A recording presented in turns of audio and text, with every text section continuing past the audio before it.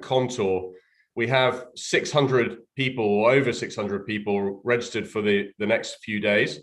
And that's representing over 70 countries. So we have a very international audience, and I really welcome everybody from around the world for this fantastic conference. Just a bit of housekeeping before we start. You should all be now on this new swap card platform, digital platform for the conference. And on the platform, you should be able to network with each other. There are sponsor booths, exhibition booths for those wanting to explore services and offerings. There are a number of sessions you can just click onto and add those to your calendar. The program should be there as well. And if you have any questions, please add those into the live discussion, and we will pick those up and feed them to the panel through every session. So the Digital Trade Conference, what's it all about? Well, for most of you, I think, are already aware that the big focus here is digitalizing the trade ecosystem. And there are three fronts where we need action and where there are already campaigns. First of all, to reform laws and align our legal frameworks to the UNCITRAL model law and electronic transferable records. That's a really critical piece of activity to remove legal barriers to the digitalization of trade, commercial trade documents, and we'll be talking about that in the first session. Secondly, to standardize the global trading system. And to that, I would point you to the ICC WTO standards toolkit that's on the program website. That's now the definitive guide to digital standards for trade, and now enables us to connect platforms and systems across the trade ecosystem, and importantly, remove complexity and drive down costs for companies. And that's really the focus of this conference. Over the course of the next 2 days, we're going to be taking deep dives into sectors. We're going to be looking at digital identities. And in each session, we're going to be looking at what are the barriers to adopting digital standards? What do we need to do in order to drive adoption across all sectors in the trade economy? And importantly, developing an action plan to move the agenda forward with 2 to 3 actionable steps that we can make after, from each session to then action over the course of the next 12 months. So that's really important, and we welcome your input into those actions so that we drive those forward. And then on Friday, we're launching a new public-private partnership with government to accelerate the digitalization of trade here in the UK. And we'll be talking about that as the latest development over here, which may be of interest to many of you overseas. So I'm now going to hand over to Pamela Ma, who is going to moderate the first session. Pamela is the Executive Vice President for the Fung Academy. We couldn't ask anyone who's better to moderate this particular session. Pamela is involved in much of the activity going on around the world, and certainly around the ICC, so she's a familiar face. So Pamela, welcome to the session today. I'll hand over to you to now moderate the session. Thank you very much. Okay, thank you, everyone, and good morning, good afternoon. Can I ask the panel to turn on your cameras? I'm really delighted to have this panel to basically give a overview of where are we, state of play on the digital trade landscape. And we've got Chris Southworth himself, who has a long and storied career driving digital trade and trade issues from the UK, and most recently is a point person for everything that the ICC UK is doing to put the UK at the forefront of digital trade issues. Gerard Hartsink, who has also a long and storied career in industry. I think there is no one who has been involved with as many digital trade finance and digital finance institutions as Gerard. He has been formerly with SWIFT. He was first with ABN AMRO, and then with SWIFT, GLIFE, the Global Legal Entity Identifier Foundation, and currently, and he's involved with ICC in the Netherlands, as well as a number of other bodies. And today he is speaking from his position as the chair of the ICC Digital Standards Initiative Industry Advisory Board, which was newly formed and constituted in the past 12 months. And then we have Christopher Bush, who is a point person in the UK's Department of Trade, looking at digital trade issues. So really delighted to have all of you here. Everyone, if you have questions or if you have comments, you can put them in the chat or Q&A box. We welcome all the interaction, and we will get to them as the issues come up. So basically, to kick us off, I'd like to ask each of the panelists, think back on the past 12 months. What do you think have been the notable achievements in digital trade for your kind of stakeholder community, either industry, public sector, or collaborative? Like, what have we achieved in the past 12 months? And just briefly, a tour de table. Chris, let's start with you, Chris Southworth. Yeah, thanks very much, Pamela. I mean, I think there's some real standouts for me. The ICC Digital Standards Initiative was obviously launched in 2020, so that's been up and running for over a year now. But I think, and within that, we've had the Industry Advisory Board, which Gerard will talk about. One of the big achievements in the last 12 months for me is the formation of the Legal Reform Advisory Board. That sits next to Gerard's Industry Advisory Board. And the job of the Legal Reform Advisory Board is now to drive the global campaign on legal alignment to the Melita framework. So we now have all the multilateral development banks around the table. We have all the major institutions around the table, and we have the major industry groups around the table to then drive that campaign globally. So that's a real game changer for me. We have scale. The other big achievement, of course, on the legal side, so I should say that in the context of this conversation, I'm a co-chair of the Legal Reform Advisory Board at the Digital Standards Initiative and one of the leadership group with Gerard. Another big achievement this year was the G7 ministerial commitment to align legal frameworks to the Melita framework. That's really important because it brings on board the big economies, big volume, big value of trade. So that's really, really important. It's important we see that through. Without stepping on Gerard's toes, I think for me in the last few weeks, the real game changer is the ICC WTO standards toolkit. And that's obviously a big focus for the conference. For the very first time, we can now start connecting platforms and systems. We now know what standards we should be adopting in what parts of the ecosystem. That's never happened before. And to put that in context, for me, that's the equivalent of Apple and Microsoft sitting down 20 years ago and saying, how do we now connect our two systems? And then all the benefits that followed. We're on the cusp of that happening in trade. And of course, many of us know that within the trading system, it's incredibly fragmented. So this is a game-changing moment. Just more recently, on Friday, the Commonwealth launched their business case for legal reform. If you haven't seen that, I'd really highly recommend it. Yet again, it makes the case for legal reform, puts a value on that. And in the context of the Commonwealth, which is 54 countries across multiple geographies, that the value of digitalizing customs and trade facilitation operations is 90 billion. But if you add in their legal reform and alignment to Melita, that's an extra 1.2 trillion. That together meets the Commonwealth intra-Commonwealth trade target on its own as an exercise. So it just goes to show the value when you combine legal reform alongside existing digitalization activities. I'm sure Chris Bush will talk about the digital economy agreement between UK and Singapore. That's a real game changer too. It absolutely raises the gold standard on digital economy agreements and digital trade worldwide. And importantly, links this for the very first time an Eastern economy and a Western economy, two G20 economies, to really push forward an open systems, standards-led approach to digitalization of trade. And I think from an ICC perspective, we're all watching it because that we think is the scalable model worldwide. And importantly, will start to bring on board the Western economies in line with the Eastern economies who've been quite a significant way ahead of most of us.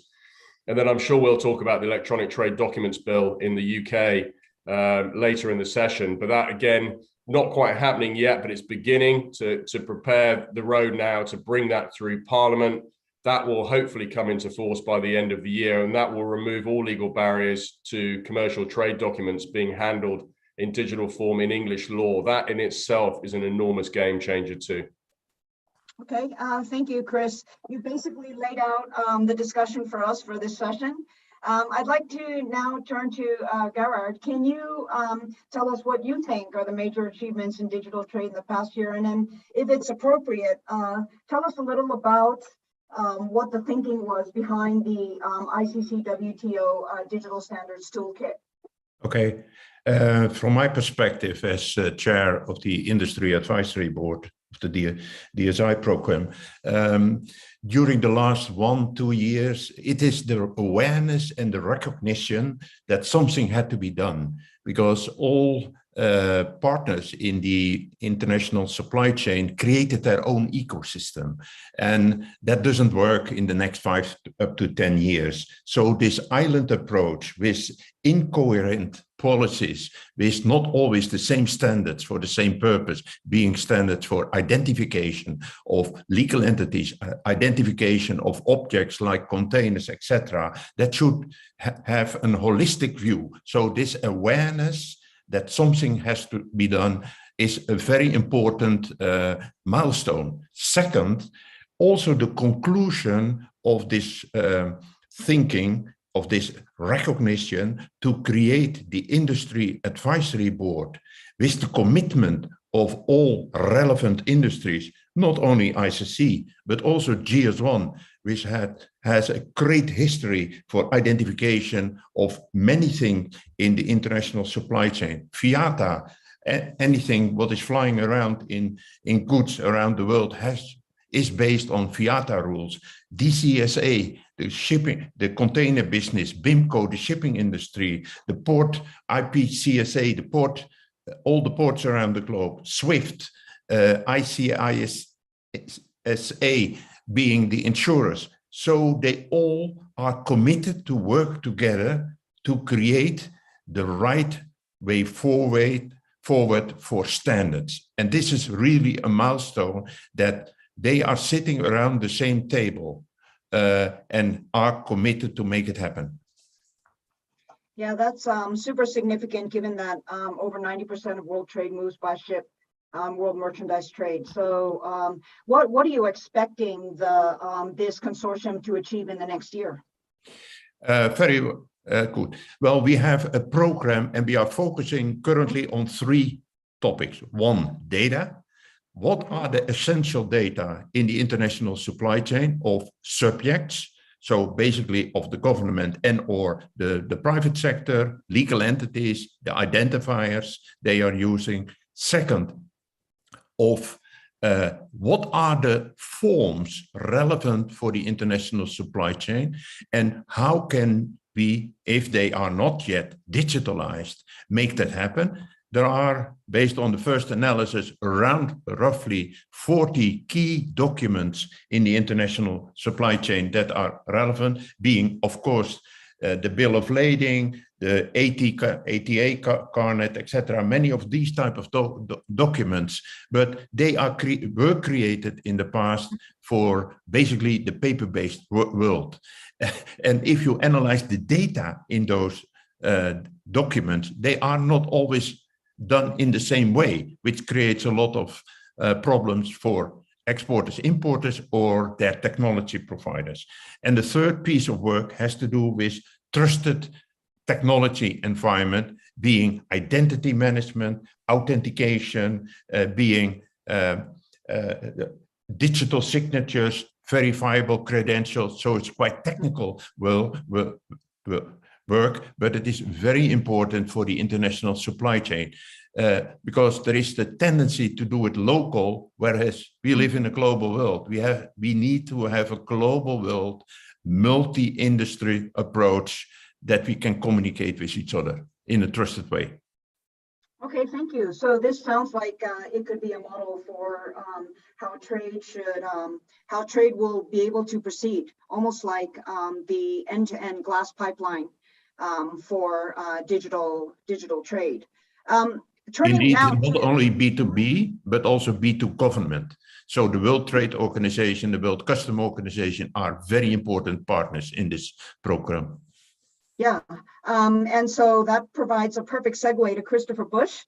Can you tell us, both from your perspective, what has happened in the past year from a digital trade perspective, and then also comment on what role does government play in these kind of industry initiatives like the one Gerard talked about in the shipping industry? Has the UK-Singapore Digital Trade Agreement been formed with initiatives like this in mind? And are the goals very aligned? Go ahead, over to you. Yeah, brilliant. Thank you, Pamela. So as Chris mentioned, definitely one of the last things in the last 12 months has been really exciting. I think we made big progress in laying the foundations to unleash some of the benefits of trading digitally more. So, the digital economy agreement between the UK and Singapore, I think this is one of our big achievements in the past 12 months. This is the first time that the UK has negotiated a digital economy agreement. It's the first for any European country as well. And we do think it sets a new gold standard for establishing these rules and collaboration on digital trade and the digital economy. So I think, it includes obligations on a whole range of aspects of digital economy, from data, artificial intelligence, financial services, digital identities, and legal tech. But I think particularly relevant to your question, it also gives us a really good opportunity to look at how we can really facilitate seamless end-to-end digital trade between these two markets. And this will absolutely draw on the standards work that Gerard has spoken about as well, and the work of the Digital Standards Initiative. Because this isn't, whilst there's a great opportunity between the UK and Singapore, and recognizing Singapore is clearly a leader in this area. They were one of the first nations to really adopt the model law into domestic legislation.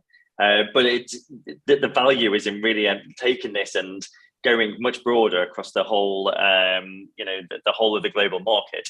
So I think the aspect of a digital economy agreement versus a straight free trade agreement is that one of the elements is we have these MOUs that we have signed alongside, as part of the digital economy agreement.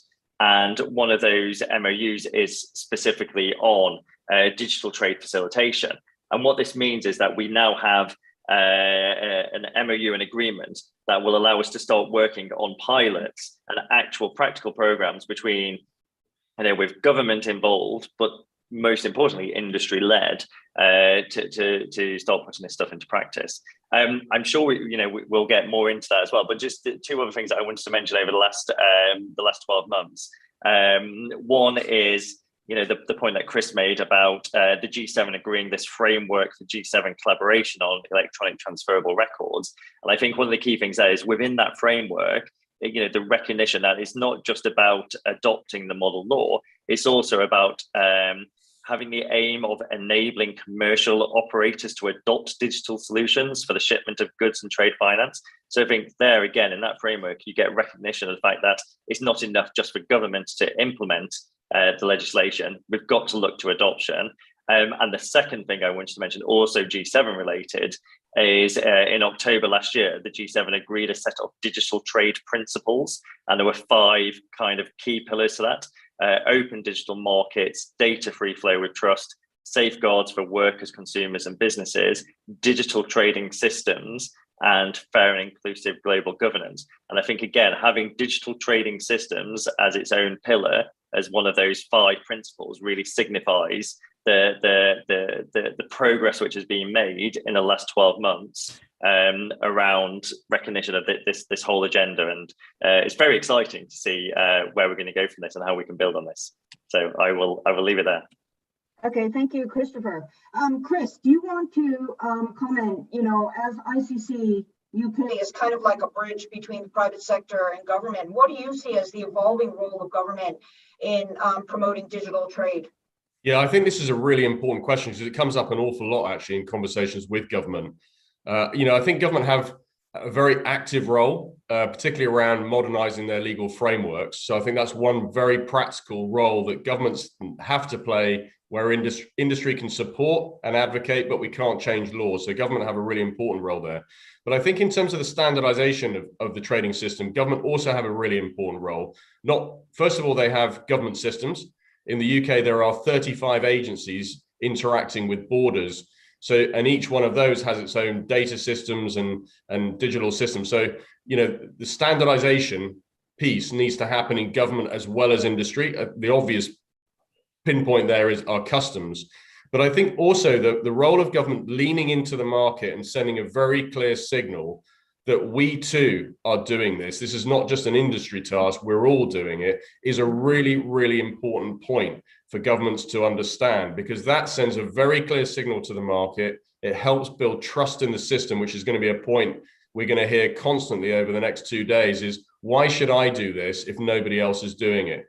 And if government are active in the space saying we too are doing this exercise, then that gives everybody confidence that they will also do it too. And this is a classic kind of case of shared endeavor. We all need to do our bit in order to then standardize the system and drive out those costs and inefficiencies. Really, really important point. Okay, maybe just honing in on that point. So the UK obviously is a developed country. You've got resources, the technology is there, your people have also the digital economy background.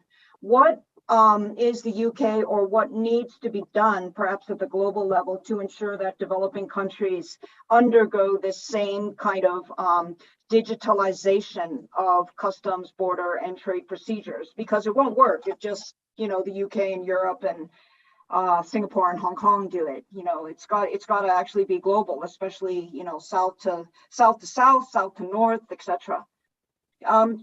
Christopher Bush, you want to take that one first, and then let's hear from Chris Southworth.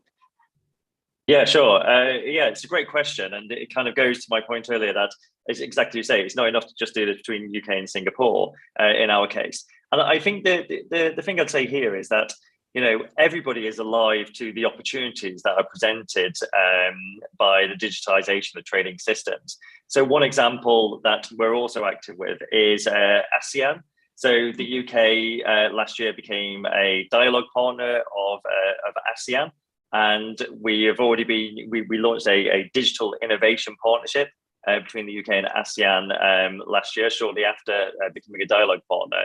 And there's a whole range of areas there where actually, if you take a look at some of the digital strategies and the initiatives that ASEAN has already agreed and set out as priorities, that include things like digital trade connectivity between ASEAN member states. So these are conversations which we're having at the moment to ensure that we are all discussing and sharing and working towards a system which allows for interoperable standards, because then the benefits, as you say, are so much greater.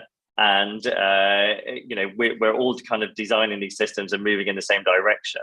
So that's one example. I think with ASEAN. I think the other thing I'd say is going the confidence, the certainty that can be gained from having the G7 agreement as well really puts momentum behind things like the model law. So I think that sets a helpful direction of standards. I think your point about adoption as well actually is an interesting one. So some of the things that we've been looking at in the digitalization of supply chains, I was very interested to see Singapore through their Alliance for Action on Supply Chain Digitalization, which has been a real inspiration for how we have been looking at designing pilots with industry for us. Also, includes recognition of the fact that it's not just within developing countries that you need to make sure there's adoption. I think within developed countries, making sure that the entire supply chain, particularly with some of the SMEs, are also able to take advantage of this. So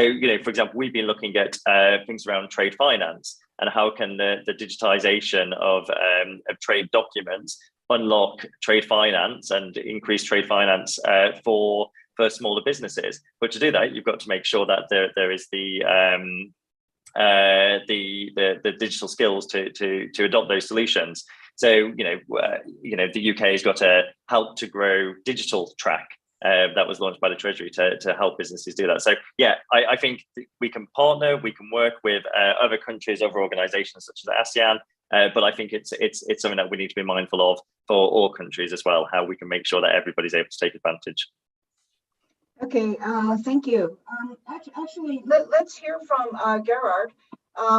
What are the, from your seat on the ICC Digital Standards Initiative Industry Advisory Board, what are the ways that the public and private sector can work together to enable this process of digitalization of trade? Well, first, the program, the DSI program, has not an ambition to create technically new standards, neither identification standard, nor message standards, nor security standards.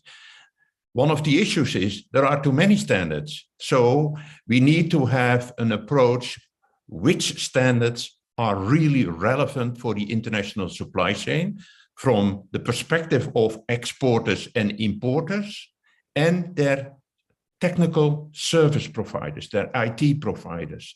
Because if we continue to have a multitude of standards for the same purpose, B2B and B2G, then it will continue to be complex to solve the problem around the world.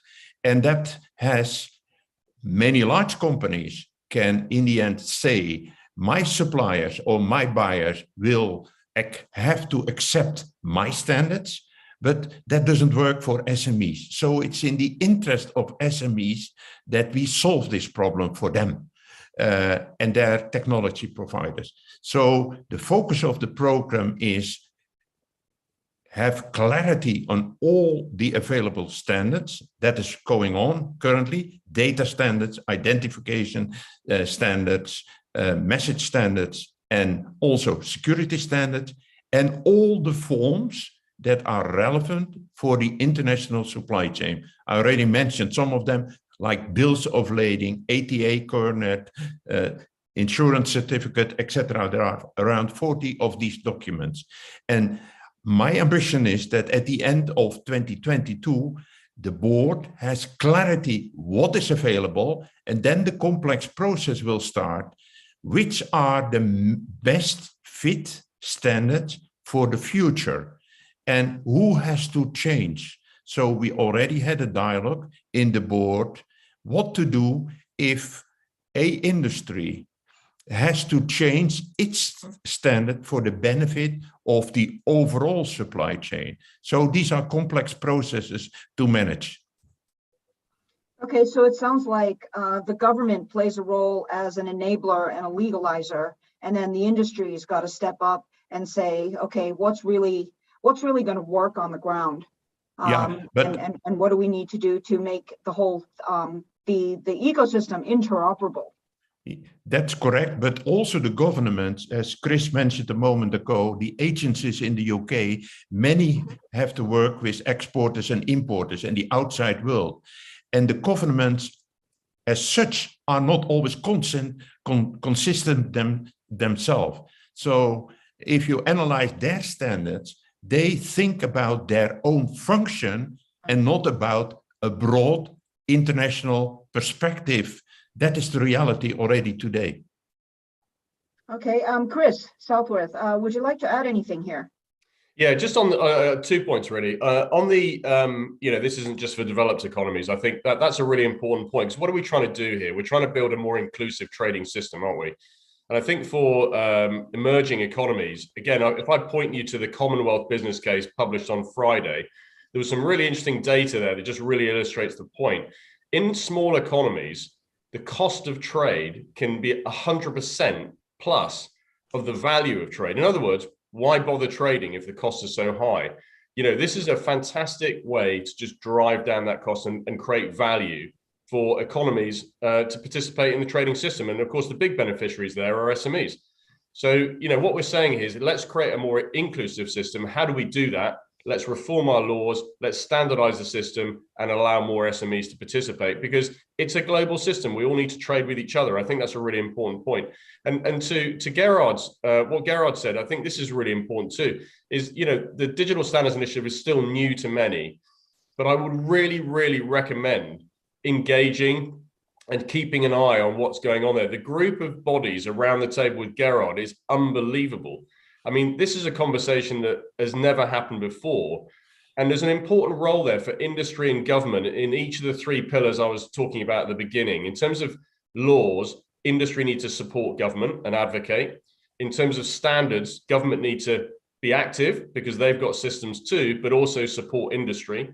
And then when it comes to adoption of standards, we all need to be active. And it's that partnership between the two groups is what it will ultimately change and transform the digital trade system. Okay, thank you. We have a comment from the floor that says, I believe that education is the key to get the input from SMEs. Implementing procedures requires educating businesses and so on. This is from Divya Patel. So this is a great segue into us discussing what do we have to do to make sure that digital trade gets real traction on the ground, and that the policy measures that have changed now get taken up in terms of industry scaling. My guess is that big business and big banks and so on are already there. Okay, they have the capabilities, they have the resources. So what do we have to do in order to make sure that these digital trade standards and pathways really make an impact in the developing world and amongst SMEs? What do you see as the key actions from each of the stakeholder groups? Maybe start with Gerard. Okay.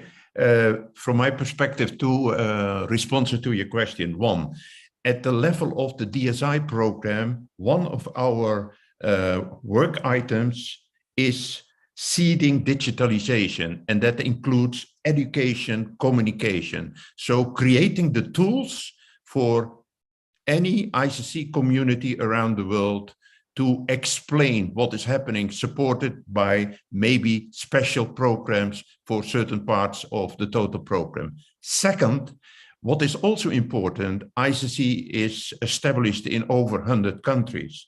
I'm active also in ICC Netherlands. And what we did in ICC Netherlands, we created an ICC DSI multi-stakeholder forum and invited also key players in the Netherlands that are not yet a member of ICC, but they are very important for the international supply chain.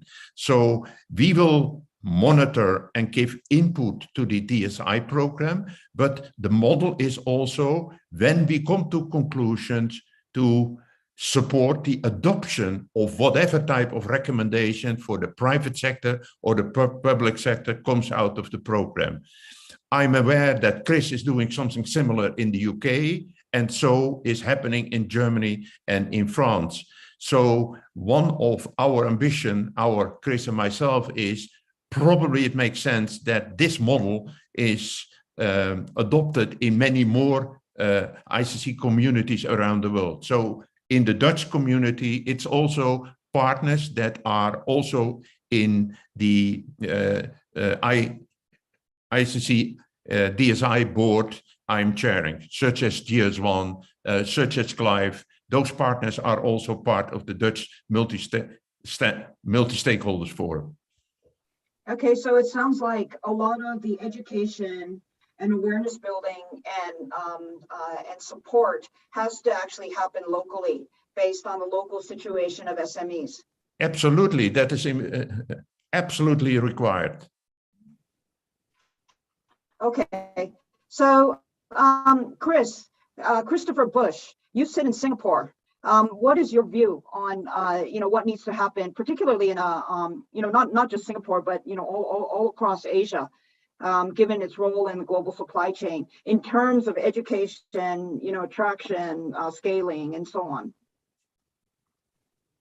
Yeah, it's a really good question, and I think this is one of those areas where government's role is perhaps more to articulate the commitment from governments, the role that government has in passing the supporting legislation, supporting industry-led activity, and particularly things like the DSI initiative, and articulating how government is aware of, mindful of, and building those kind of initiatives into how we are adapting. Across the 30 odd agencies that Chris mentioned, the work that, for example, we're doing in the UK in building a single digital window.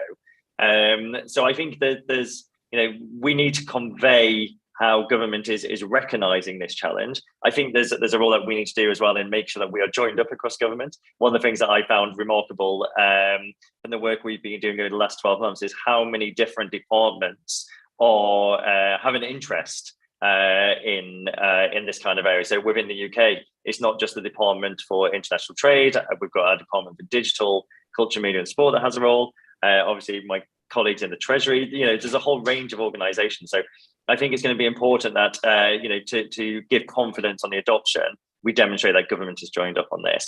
I think it's also about, one of the things that we're trying to do, we're trying to design some pilots at the moment.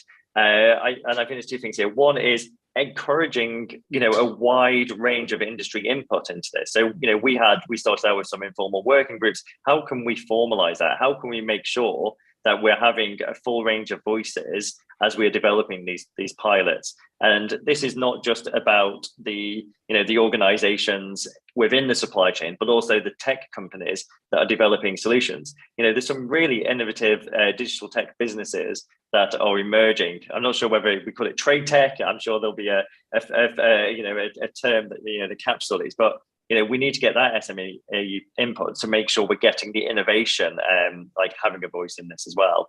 And then I'd say the final thing is demonstrating the impact when we do these pilots, and when we start seeing what the impact is and how they operate, making sure that we're sharing that and we're publicizing that so people can see the benefits, see the opportunities to get involved, see that it's not just about a small subset of large businesses, but this is relevant to everybody. So I think there's a range of things that we can do there. One final thing, because I think this is something that is also relevant in the chat.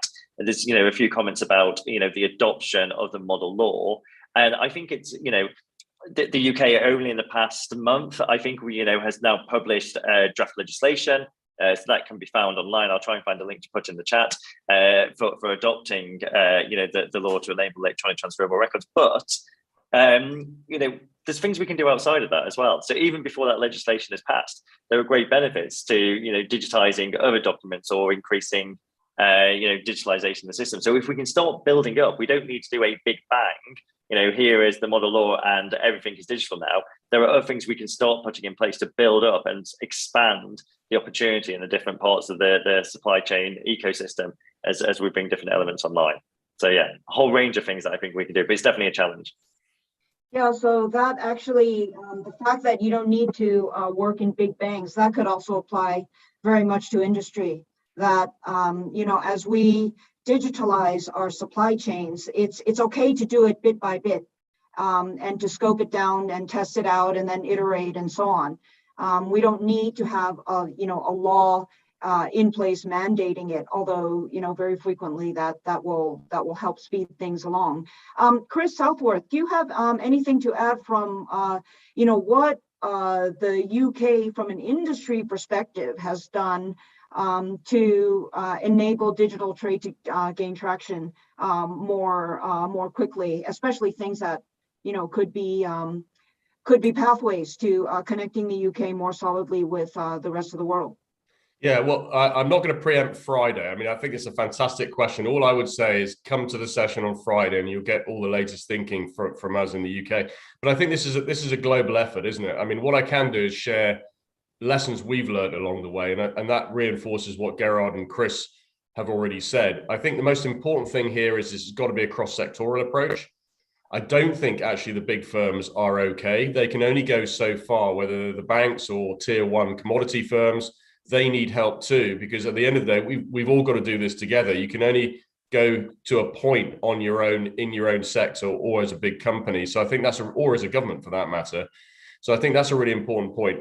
I think, first of all, there's got to be a multi-sector approach, as Gerard said. So the Digital Standards Initiative has changed the game in the context of it creating a global implementation framework.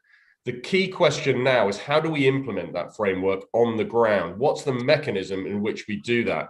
So the groups that Gerard has mentioned in Germany, Netherlands, and France are good examples. But the truth is we need a lot more than just 3 countries. I think what we'll find is, and obviously in the UK, you'll hear about what we're doing on Friday, but I think what we'll find is that either every country needs to have a multi-stakeholder forum to implement and drive adoption, to work together, or in some areas, you may be able to do that at a regional level.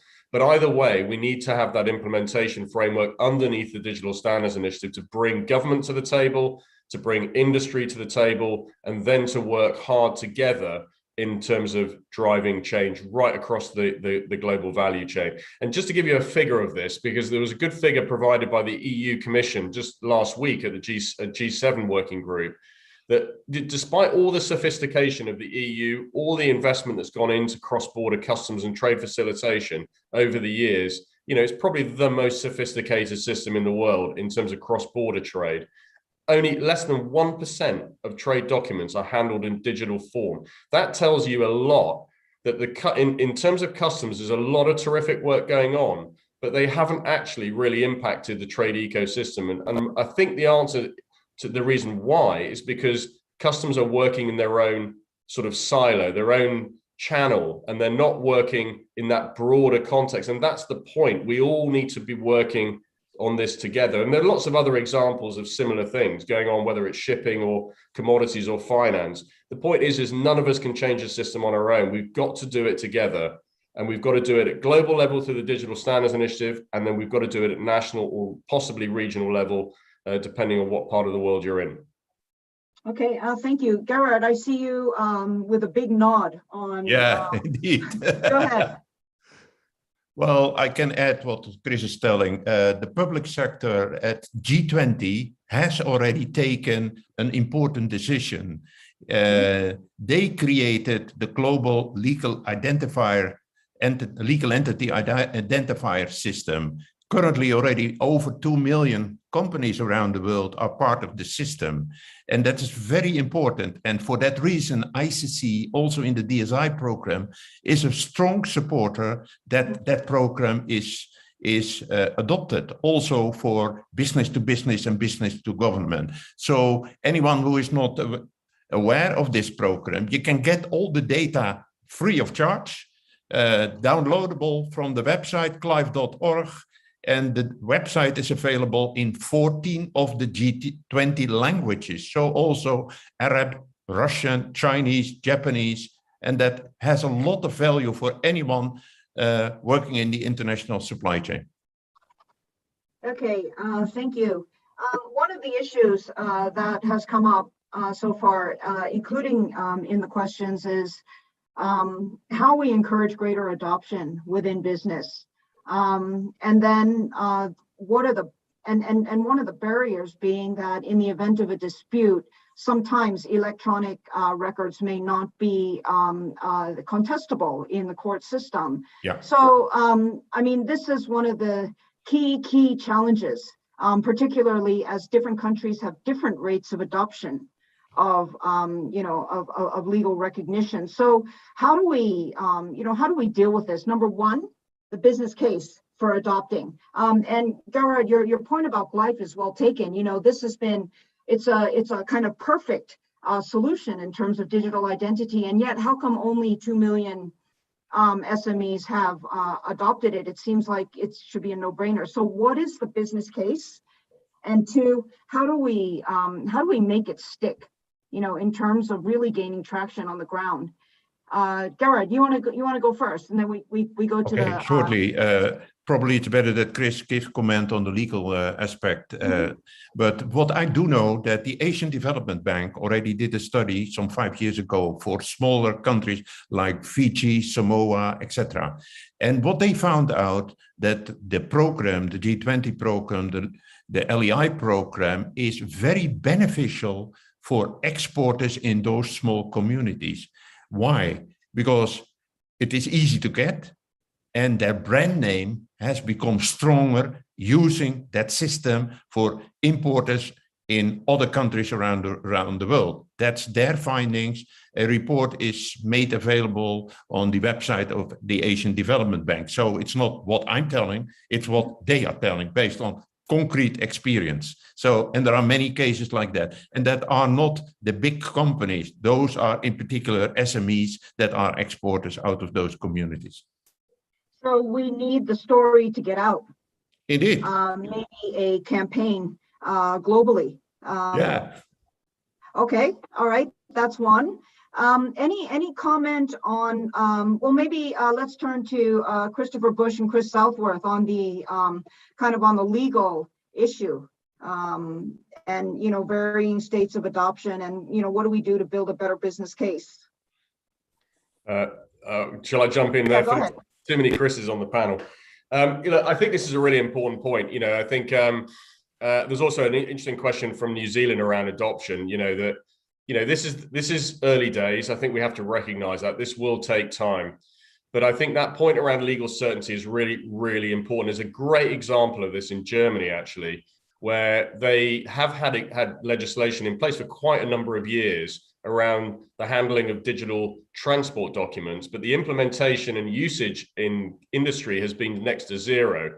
And that's because industry haven't felt confident that if they use these digital documents, that they're going to stand up in court, use, you know, commercial information in digital form. It's not going to stand up in court. And that, in a way, the solution to that's quite straightforward. It just needs simple, straightforward guidance from government to say, this is now accepted in court. I think that signal from government is very, very important. We had a very similar situation in the UK, which has since translated into a new legislation, but the question was the same. Industry just didn't feel confident. I think there is a wider question about, do we have the right services? Do we have the right sort of mechanisms to solve disputes in a digital trade transaction environment?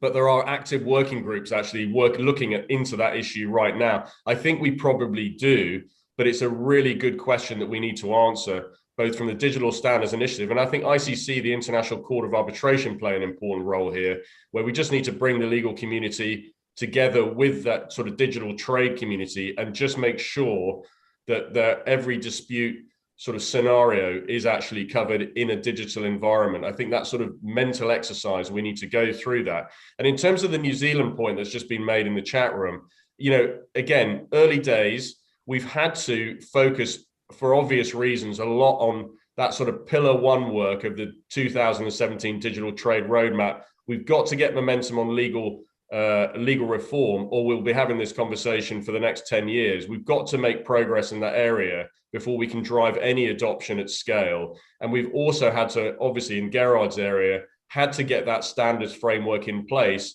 Otherwise, we've got nothing to adopt other than what we knew before. So I think that, you know, the standards framework is the beginning now of the campaign to drive adoption. And this conference, in a way, is the start of that campaign. But, you know, the big work that now needs to happen in every country is we've got to get the word out. We've got to tell people, both in government and industry, what the framework is, spread the word, and then get active in terms of that adoption piece. It's really important because it will take time for everybody to adjust. Yes, and I just want to read out a comment. Perhaps the ICC could make a statement to the effect that its arbitration activities will not distinguish between paper bills and digital bills, so long as the technology used to create and manage the digital bill meets the criteria set out in the Moderator and will be reflected in English law. So that's definitely an idea, and we will pass that on to the ICC Court of Arbitration. But it seems like there will be a role for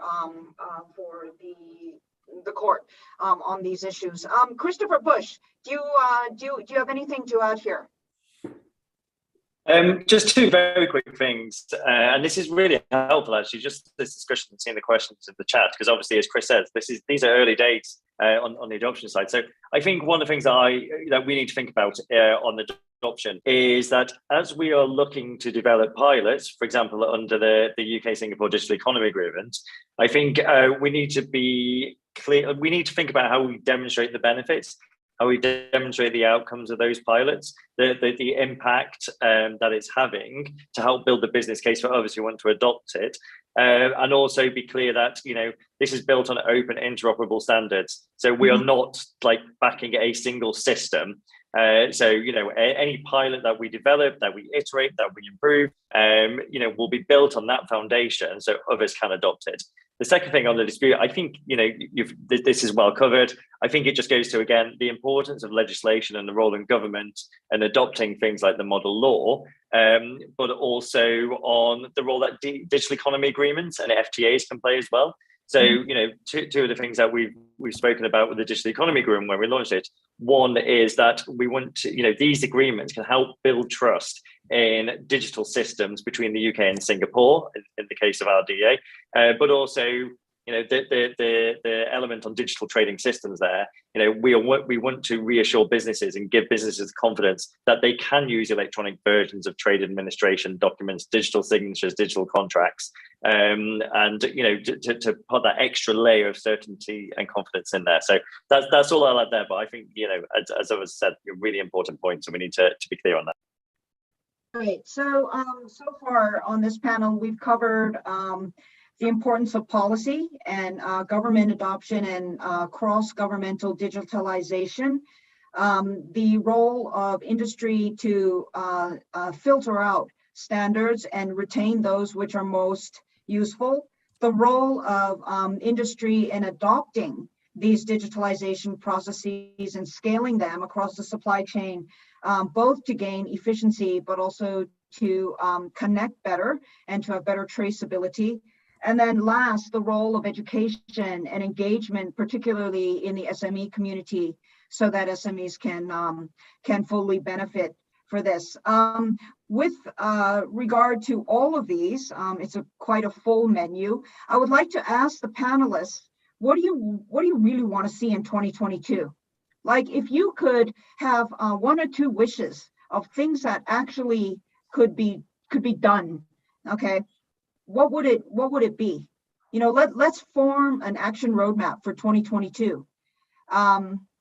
Let's see, who wants to go first? Maybe Chris Southworth. Yeah, I've got more than two, but I think just focusing on our sort of legal piece of the Digital Standards Initiative, I think we have some pretty ambitious goals. First of all, we want to scale up the number of countries, governments committed to legal alignment and reform from 7 last year to 100. So that's a pretty ambitious target. We want to help double the numbers of countries that are actually aligned to the Melita framework from 7 to 14 at least. And we want to launch 10 funded projects in low to middle income countries to help support governments to undertake that legal reform work. So I think that those are 3 big goals from the Digital Standards Initiative. I think the Electronic Trade Documents Bill, the change to English law is absolutely fundamental to the trading system. So absolutely 100%, that's a top priority to see that come through in the UK and set the exemplar, I think, for other countries as well. We've got to lead by example. And then obviously I keep pointing to Friday without giving away, because there's a danger I'm going to launch something before it's actually happening. I think that's a really important milestone as well. We've got to the points that Chris Bush was making. We've got to pilot more, because digital trade is a bit different from normal trade. It's not just about reducing your tariffs and looking at a tariff quota and the normal sort of standard trade process. To really operationalize a digital trade corridor or a digital trade environment, you've got to do stuff, so we've got to prepare the market and have that mechanism to help prepare the market, understand what standards you need to have in your system, understand the process and the business case to invest in that system, make sure that we test it so that we know end to end from China to Australia or UK to Singapore or the US to Chile, the system actually works, that all documents can be handled digitally. We've got to do a lot more of that testing to drive the use cases, because we're going to learn an awful lot of lessons in this process about who's ready, who's not ready, and importantly, how do we support those that are not ready so that everybody can participate. Okay, terrific overview.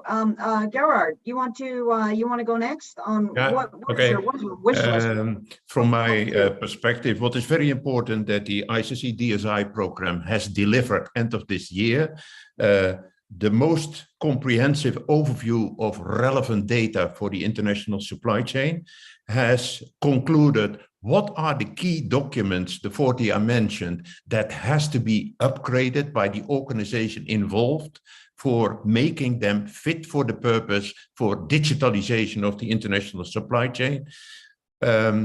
What, from a local perspective, I think it's very important that there is an understanding what is the best way forward for adoption. It could be the Dutch model, but I know from experience that if you have a structure around the world, it does not work always in the same way in all the communities, but at least what ICC could do is that we have a model that may be implemented in a certain way in any of the communities to support the adoption of the policies, the recommendation of ICC and its partners out of the DSI program.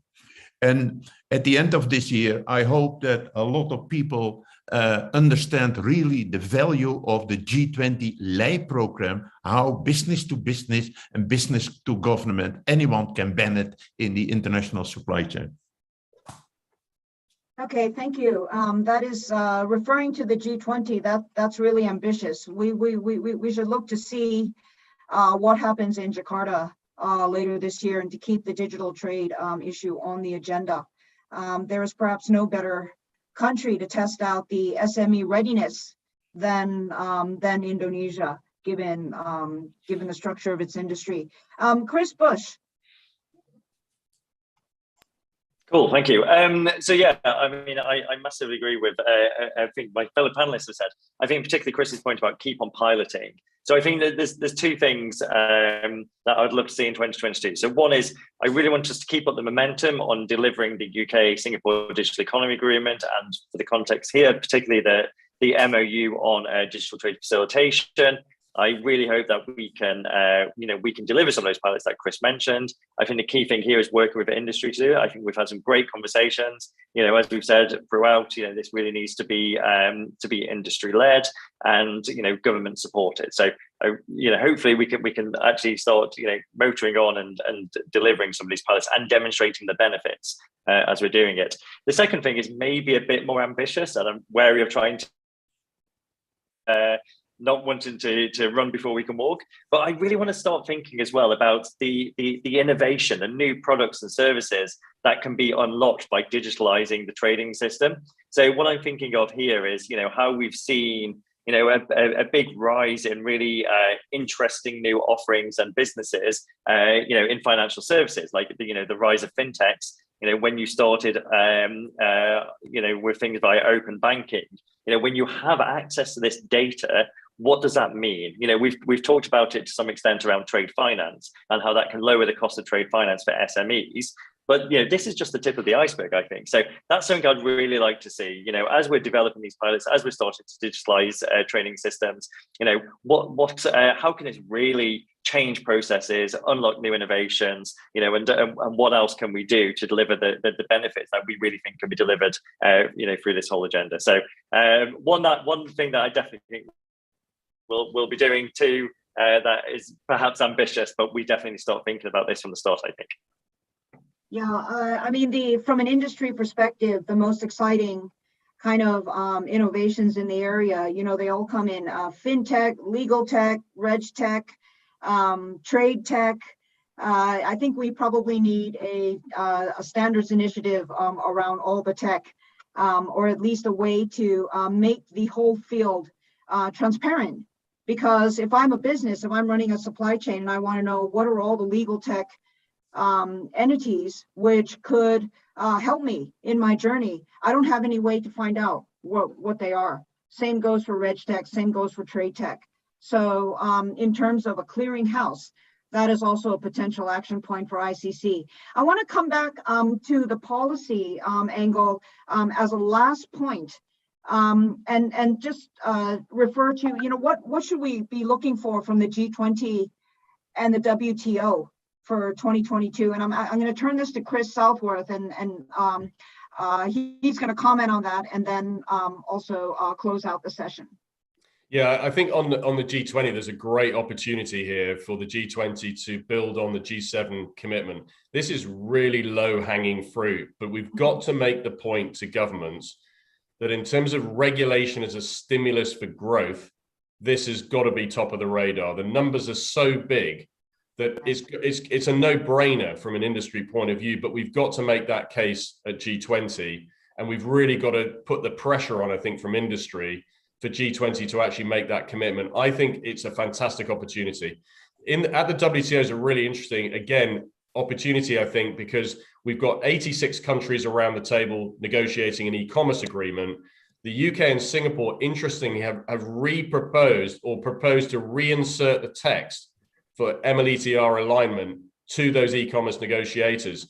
But so I think there's a great opportunity there to actually get traction across 80 plus countries and have them all committed. That doesn't mean that we're going to make it happen next year, but the commitment is the start of the process. So I think the WTO have a wonderful opportunity, as do G20, and they've got to be top priority. They certainly are from the DSI perspective. Those two forums, crucial. The Commonwealth too have got a really important opportunity here too to accelerate, because we all share the same English law framework. So, and half the work is kind of done really. So let's use that as a mechanism, because it allows us to drive and accelerate legal reform across multiple geographies, and that's super important in the context of the global community.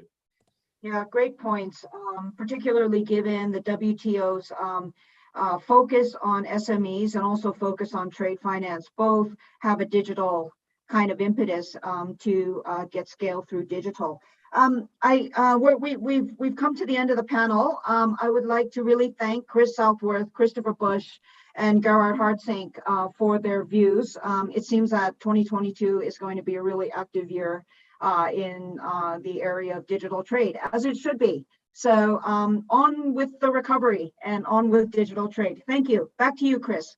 Thanks very much, Pamela, and thanks also to our speakers. Thank you too to the audience. There's a lot of questions. What we'll do with the questions is those that we haven't answered, we'll pick those up and do our best to answer, or we'll go finding answers. So we'll do that after the session if we haven't answered the question through the discussion. Again, a massive thank you to our sponsors. And what a fantastic conversation. I think that gives us quite a clear sense of what the roadmap is in terms of actions and where we need to put our focus. So what we'll do is we'll wrap that up into just some key points. We'll put that together in the final action plan at the end of the conference, and we'll publish all of that next week.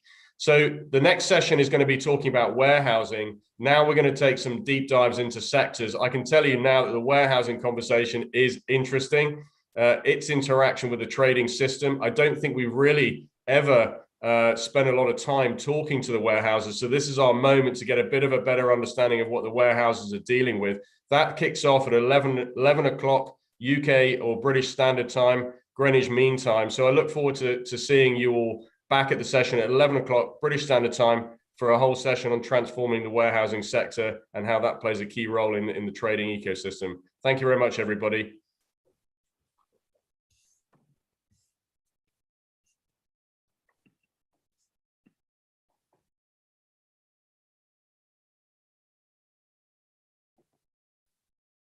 Thanks a lot, Chris and Christopher. Yeah, see you around. Okay.